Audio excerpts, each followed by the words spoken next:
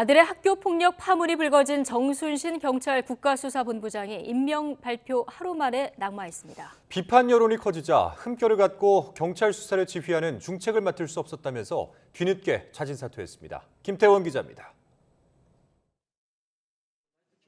임명 당일 불거진 아들의 학교폭력 논란에 정순신 신임 국가수사본부장이 하루 만에 입장문을 내고 사퇴했습니다.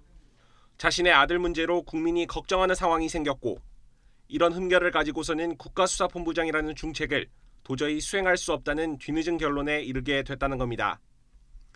가족 모두가 피해 학생과 부모님께 용서를 구한다면서 두고두고 반성하며 살겠다는 사과도 덧붙였습니다. 정 본부장의 아들 정모군은 고등학교 1학년 시절인 지난 2017년 동급생에게 지속해서 언어폭력을 행사한 것으로 드러났습니다.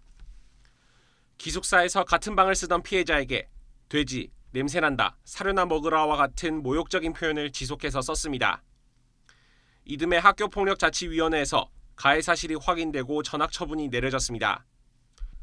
그러자 정 본부장은 전학을 취소해달라며 재심과 행정소송, 집행정지 가처분 신청 등 가능한 모든 법적 대응에 나섰지만 모두 기각됐습니다. 이 과정에서 부모인 정 본부장 부부는 아들의 잘못을 인정하지 않았던 정황이 나오기도 했습니다. 1심 판결문을 보면 당시 학교 선생님은 정 군에게 피해 학생의 아픔을 공감하게 해주려 노력했지만 책임을 인정하는 걸 두려워하는 부모님이 손도를 막았다고 밝히고 있습니다. 재판부도 가장 가벼운 징계 조치였던 사과문도 제대로 쓰지 않고 처분 조치인 학교 봉사도 학업에 지장이 간다며 법원에 가처분을 제기하는 등 전혀 반성하지 않았다고 질타했습니다. 외상 후 스트레스 장애 등으로 정신의학과 치료를 받아야 했던 피해 학생은 극단적인 선택까지 시도했는데 가해자인 정 군은 명문대에 진학했습니다. 대통령실은 정 본부장이 기자들에게 사퇴 입장문을 보낸 지 1시간도 안 돼서 인사명령을 취소하겠다고 밝혔습니다. YTN 김태원입니다.